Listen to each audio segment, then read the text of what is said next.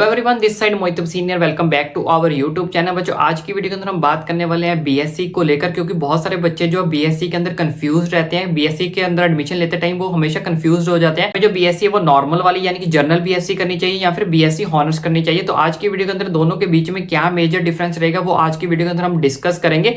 साथ ही साथ और भी कुछ मेजर पॉइंट्स को डिस्कस करेंगे, जैसे कि दोनों में से बेस्ट कोर्स जो है वो कौन सा रहने वाला है। साथ ही साथ बेस्ट सैलरी आपको दोनों में से किस में मिलेगी, बीएससी नॉर्मल वाली में मिलेगी या फिर बीएससी हॉनर्स में मिलेगी। नॉर्मल यानी कि जनरल जो हमारे पास बीएससी होती है। तीसरा, दोनों में से इजी वाली कौन सी है, और साथ ही साथ which one is best for you, आपके लिए आपके हिसाब से कौन सी बेस्ट रहेगी। तो ये सारी चीजों के बारे में जो हम डिस्कस करेंगे, क्या एलिजिबिलिटी क्राइटेरिया रहता है, क्या क्या चीजें आपको पढ़ने को मिलेंगी, थोड़ा उन सब चीजों को भी कवर करेंगे। यानी कि इस वीडियो को देखने के बाद आपको अच्छे से सेटिस्फेक्शन मिल जाएगी कि दोनों में से कौन सी बीएससी जो है आपके लिए बेस्ट रहेगी और आपको कौन सी जो है वो करनी चाहिए। तो बच्चों आइए जानते हैं सबसे पहले बीएससी को लेकर। जो नॉर्मल बीएससी होती है वो हमारे पास ड्यूरेशन की बात करें तो ये बच्चों हमारे पास ये 3 साल का कोर्स रहता है। ठीक है जी, ये हमारे पास 3 साल का कोर्स रहेगा। कौन सा वाला, जो नॉर्मल बीएससी होती है। उसके बाद नेक्स्ट इसमें आपको क्या करना होता है, 3 सब्जेक्ट आपको क्या करने होते हैं, चूज करने होते हैं। फॉर एग्जाम्पल के लिए आपको क्या करना होता है, मैं सब कुछ आपको डिटेल में बताता हूं, अच्छे से समझो। 3 सब्जेक्ट आपको क्या करने होते हैं, चूज करने होते हैं। किसके लिए,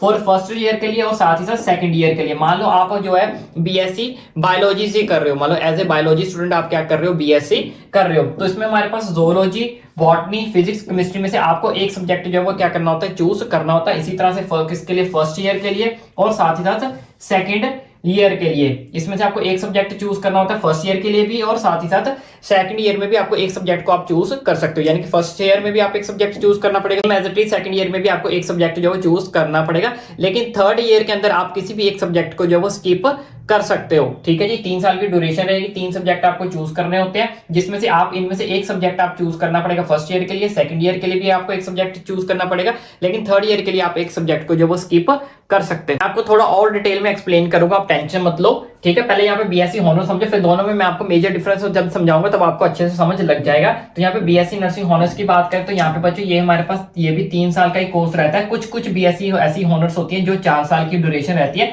लेकिन मैक्सिमम इसकी भी जो ड्यूरेशन है वो 3 साल की ही रहती है। यानी कि ऑलमोस्ट आप कह सकते हो दोनों ही की जो कोर्स है वो 3-3 साल का जो वो रहने वाला है। कुछ बीएससी हॉनर्स ऐसे कोर्स होते हैं जिनकी ड्यूरेशन 4 साल रहती है, लेकिन मैक्सिमम की 3 साल ही रहती है। अब इसमें क्या आता है, इसमें आपको सिर्फ एक ही सब्जेक्ट जो वो क्या करना पड़ेगा, पढ़ना पड़ेगा। जैसे इसमें देखो हमारे पास कितने सब्जेक्ट थे, इसमें हमारे पास 3 सब्जेक्ट आपको चूज करने थे, लेकिन इसमें आपको एक ही सब्जेक्ट जो है वो क्या करना पड़ेगा, पढ़ना पड़ेगा। इसका भी एग्जांपल हम बायोलॉजी के लिए लेते हैं। मान लो आप बायोलॉजी स्टूडेंट हो, आप बायोलॉजी के थ्रू क्या कर रहे हो, बीएससी हॉनर्स कर रहे हो, तो इसमें आपको बायोलॉजी के रिलेटेड ही सब कुछ क्या करना पड़ेगा, पढ़ना पड़ेगा। इसमें आपको फिजिक्स और केमिस्ट्री जैसे सब्जेक्ट्स आपको देखने को नहीं मिलेंगे। ठीक है जी, इसमें आपको यानी कि एक पर्टिकुलर सब्जेक्ट के बारे में सब कुछ डिटेल में जो है वो क्या करना पड़ेगा, पढ़ना पड़ेगा। लेकिन इसके अंदर आपको क्या है, फिजिक्स केमिस्ट्री में से आपको एक ऑप्शन मिल जाएगा, या तो आप फिजिक्स चूज कर लो या तो आप केमिस्ट्री चूज कर लो। दोनों में से एक चीज आप जो वो चूज कर सकते हो। ठीक है, एक आप स्किप कर सकते हो। ओके जी, उसके बाद नेक्स्ट इसमें आपको इसी के रिलेटेड सब कुछ, एक ही सब्जेक्ट के रिलेटेड सब कुछ डिटेल में क्या करना पड़ेगा, पढ़ना पड़ेगा। अब दोनों में से इजी और टफ कौन सी है, देखो बच्चों इजी हमारे वे में ये है, ये हमारे लिए हिसाब से इजी होती है, ये हमारे हिसाब से क्या होती है, टफ होती है। अब ऐसा क्यों मैं आपको बोल रहा हूं, क्योंकि देखो बच्चों इसमें जो आपको स्टडी करवाई जाती है वो उतनी डीप नहीं करवाई जाती। जिसमें आपको जो स्टडी वो ज्यादा डीपली पढ़ने को मिलेगी, इसमें आपको उतनी डीप चीजें नहीं पढ़ने को मिलेगी, सिर्फ आपको ऊपर ऊपर से जो वो स्टडी करवाई जाती है। क्योंकि इसमें आपको एक ही सब्जेक्ट पढ़ना है, उसके अंदर आपको सब कुछ डिटेल में पढ़ना पड़ेगा, तो ऑब्वियसली वो चीज क्या हो जाती है, थोड़ी सी टफ हो जाती है। लेकिन इसमें आपको जो चीजें हैं वो डिफरेंट सब्जेक्ट्स हैं, और उन सब्जेक्ट्स भी ज्यादा डीपली नहीं है, सिर्फ आपको ऊपर ऊपर से जो वो क्या करना पड़ेगा, पढ़ना पड़ेगा। तो अगर आप इजी वे में देखोगे तो ये इजी मिलेगी आपको, ये आपको क्या मिलेगी, टफ मिलेगी।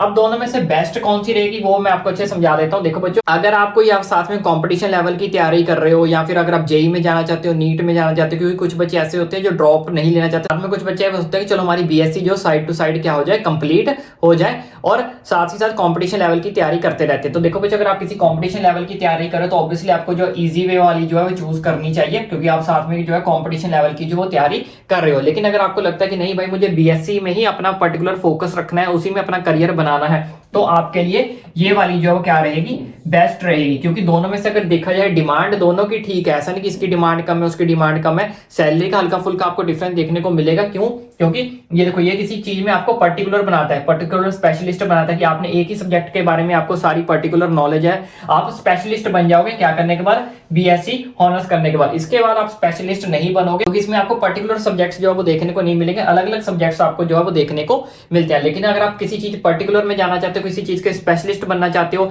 अच्छे से स्टडी करना चाहते हो, डीपली चीजों को समझना चाहते हो, तो ये आपके लिए क्या रहेगी, बेस्ट रहेगी। ठीक है, ये आपका मेजर डिफरेंस समझ लग गया।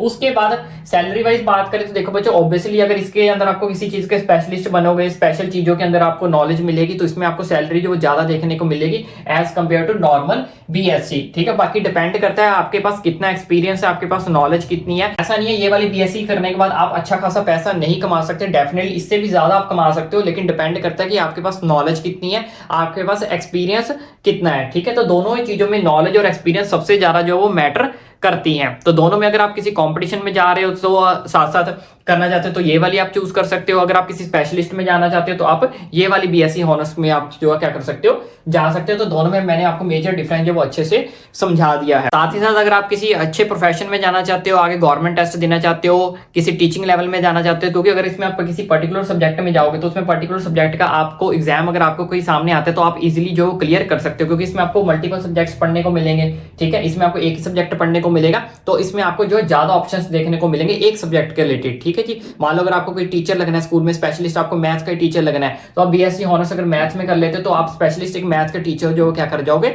बन जाओगे।